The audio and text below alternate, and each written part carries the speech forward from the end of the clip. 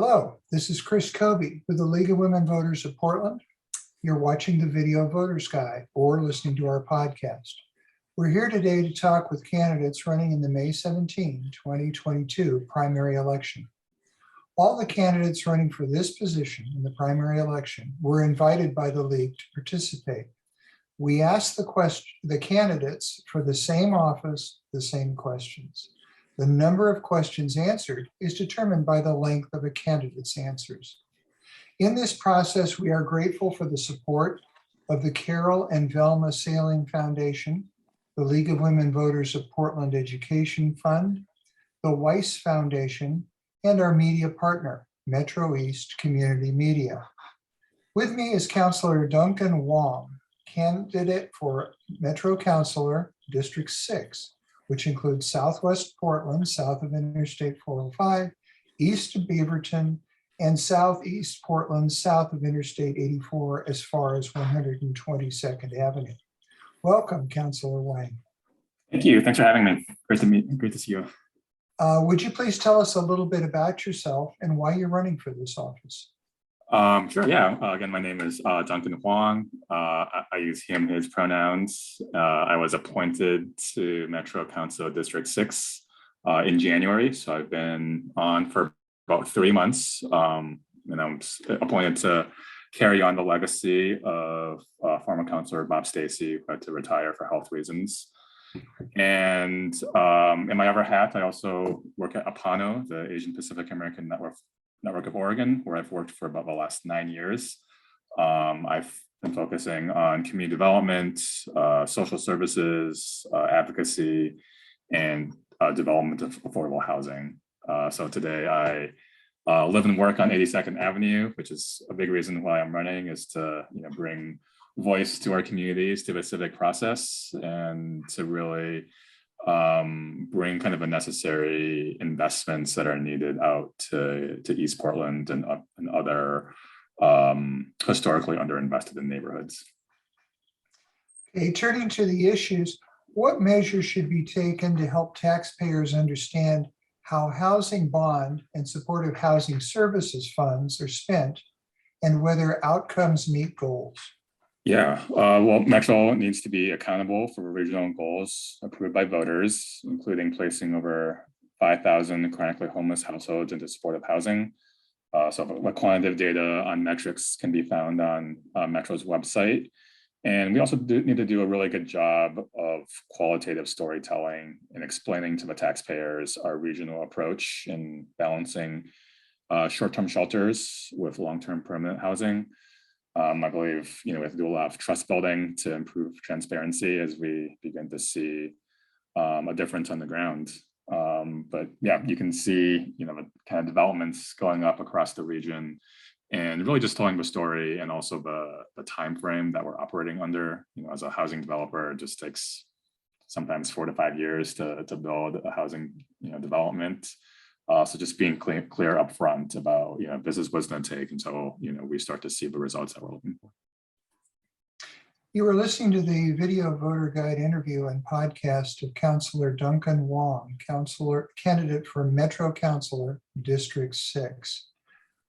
What measures should be taken to preserve and effectively utilize our industrial land supply in order to support a growing economy? Yeah, so the primary barrier to effective utilization of our industrial land supply isn't just about the land supply itself, but whether that land is actually ready for development. So we need to bring together resources from the federal, state, and local levels to really develop the necessary infrastructure to make our region more competitive nationally for high-paying jobs. This also includes investment in housing for the workforce and also for transit so that folks can get to these employment centers. So I think it's really about creating a regional plan for investing in the land that we have that makes it attractive for future development. Okay, please explain the factors you will consider when evaluating the need for the interstate bridge replacement and the associated I-5 freeway expansion. Yeah, too often our transportation decisions are short-sighted and can displace entire communities of color, adversely impact public health, and do little to address the climate crisis. So with billions of dollars at stake on this project, I want clear goals and accountability mechanisms in place to meet the region's goals for a healthy, sustainable, and cost-effective transportation system that reduces vehicles miles traveled, adds high-capacity transit, and increases pedestrian and bike traffic along the corridor. The bridge itself is seismically unstable, so we do need that new bridge. We've got to make it work for the 21st century. And I'm also particularly interested in the workforce development components of it. It's a major infrastructure project, and I want to make sure the jobs being created are going to BIPOC and low-income communities. Oregon's land use planning system has been in place for nearly 50 years. Could you describe your commitment to the spirit and letter of SB 100, the law that established Oregon's approach to land use? Yeah, well, I moved here in the early 2000s from Michigan, and what really drew me to Portland was its land use planning and the urban growth boundary, and really its commitment to density and livability.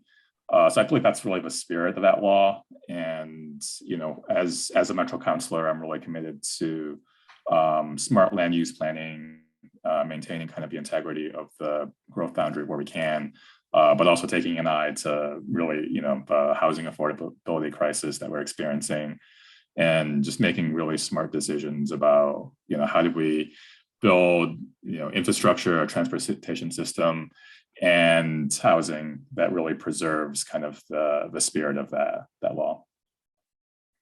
Last question. As potentially part of the lead transportation planning organization for the metropolitan area, what would be your priorities as you consider transportation projects and how to pay for them? Yeah, so with other federal infrastructure dollars and other revenue sources, our region will be building various forms of transportation projects for years to come. The transportation measure wasn't the only mechanism for funding. So, I was actually really proud to have successfully advocated for $185 million to be dedicated to 82nd Avenue for its transfer to the city of Portland from the state. So, over the next few years, we really need to be engaging with communities to design a transportation system that works for our region and meets expectations in terms of accessibility and climate resilience for the 21st century and beyond. I know that voters kind of rejected the 2020 transportation measure because it wasn't visionary enough, and we couldn't really agree on how best to fund it. So the next time around, as we're having these conversations, I would advocate for something that was more transformative, but includes community and business and advocates, and developing a proposal that the whole public can get behind. Thank you, Councilor Wong. Of course, thanks for having me. This concludes our video voter's guide and podcast interview of Councilor Duncan Wong, candidate for Metro Councilor, District 6. Election Day is Tuesday, May 17. Thank you for informing yourself about the candidates and for exercising your right to vote. For more information on the primary election and this race, visit our websites, vote411.org and lwvpdx.org. Thank you for your interest.